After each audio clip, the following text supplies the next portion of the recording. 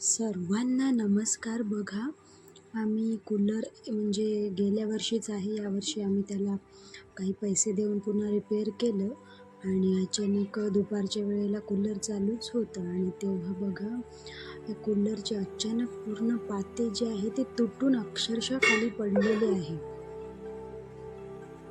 पूर्ण बघा, पूर्ण घासाला वगैरे अटकलेले आहे. मला माहीत नाही असं का झालं, पण हे पूर्ण पाते जे आहे तिन्ही पाते पूर्ण खाली पडलेले आहे आणि घास पण पूर्ण खाली आलेली आहे. पूर्ण 1400 रुपये लावून या कूलरला रिपेअर केलं होतं आणि आता बघा काय हाल झालेले आहे.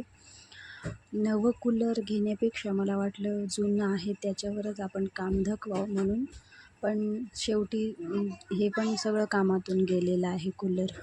तुम्ही मला कमेंट करून सांगा की नेमकं काय झालं असेल या कूलरला, की याची पाते जे म्हणजे पंखा आहे ते चालू असताना अचानक तुटून पडले.